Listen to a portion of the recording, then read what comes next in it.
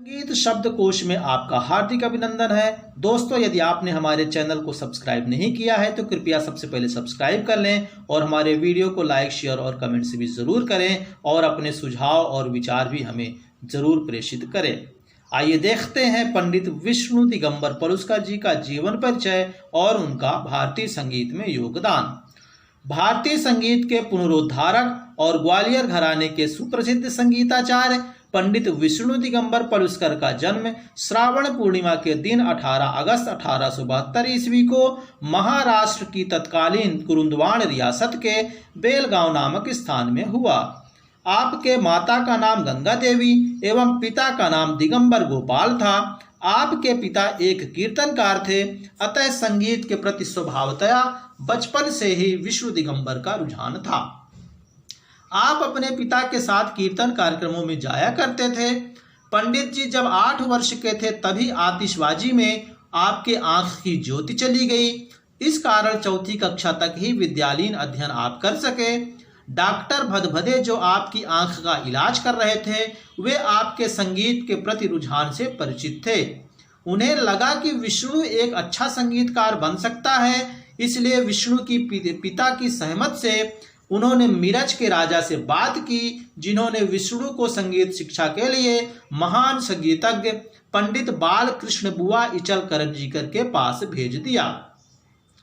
पलुस्कर जी ने 12 वर्षों तक उनसे तालीम ली। अभ्यास के दौरान निद्रा के कारण विघ्न न पड़े, इसलिए वह रस्सी से अपनी चोटी को खूंटी से बांधते और एक हाथ से तानपुरा तथा दूसरे हाथ से बाया यानी डुग्गी बजाकर सारी रात रियाज करते रहते। आप गुरु के घर का सारा काम भी करते थे। मिरज रियासत के तत्कालीन महाराजा ने आपको राजाश्रय प्रदान करते हुए प्रत्येक प्रकार की सुख सुविधा उपलब्ध कराई। 21 अगस्त 1931 ईस्वी को महाराष्ट्र के मिरज नगर में ही भजन गाते सुनते आप हमेशा के लिए अपनी आंखें बंद कर ली। योगदान।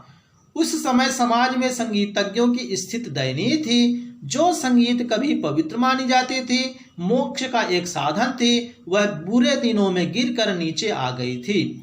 अतः पंडित जी सन 1896 में राजाश्रय के सभी सुखों का त्याग कर संगीत को उच्च स्थान दिलाने के लिए भारत भ्रमण पर निकल पड़े। सर्वप्रथम आप सतारा गए, वहां आपका भव्य स्वागत हुआ और आपका गायन कार्यक्रम बहुत सफल रहा। पंडित जी के प्रयासों से वहां के लोगों में संगीत व संगीतज्ञों के प्रति श्रद्धा उत्पन्न हुई।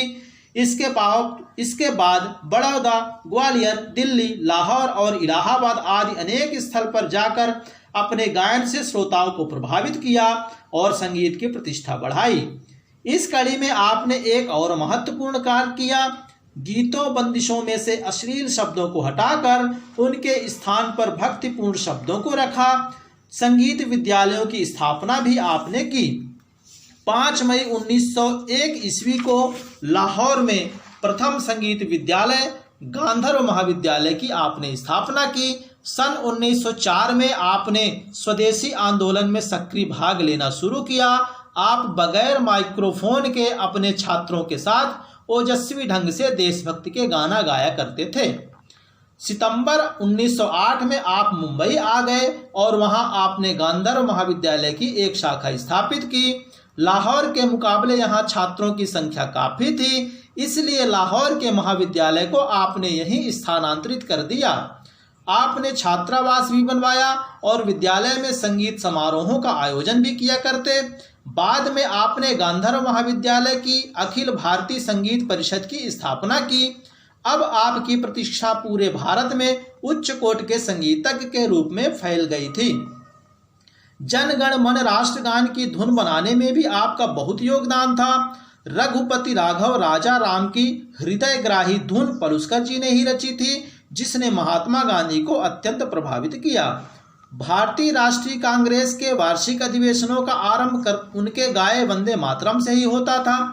वैदिक काल में प्रचलित आश्रम प्रणाली के आधार पर पलुस्कर जी ने लगभग 100 शिष्यों को तैयार किया, जिनमें Pandit Omkar Nath Thakur, Pandit Vinayak Rao Patwardhan, Pandit Narayan Rao Vyas, Pandit B.A. Kashalkar, professor B.R. Deodhar और आपके पुत्र D.B. पलुस्कर प्रमुख हैं। उस समय तक संगीत को लिपिबद्ध करने की कोई पद्धति नहीं थी, अतः आपने एक स्वर लिपि पद्धति और ताल लिपि पद्धति की रचना की, जो विष्णु दिगंबर पद्धति के नाम से जानी जाती है।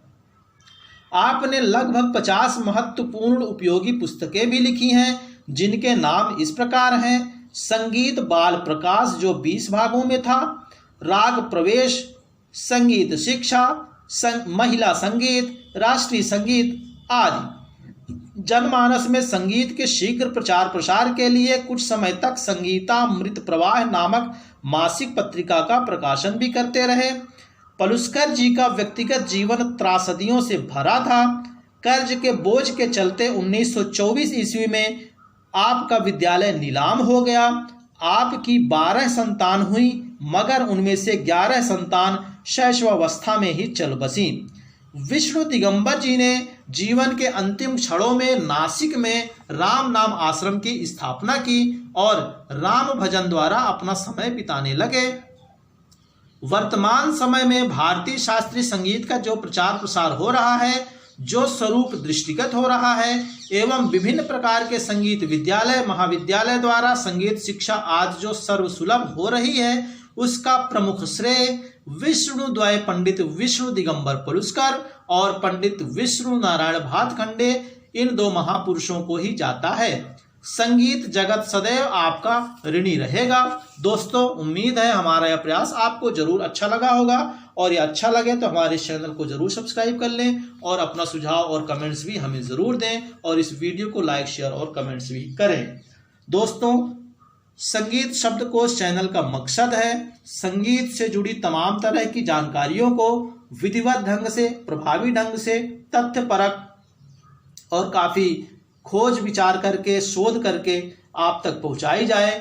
इसलिए आप इस चैनल पर बने रहें। इस चैनल पर जाकर सर्च करके संगीत से जुड़ी दूसरी तरह की जानकारियां प्राप्त करते रहें और संगीत से संबंधित अपना ज्ञानवर्धन करते रहें। धन्यवाद।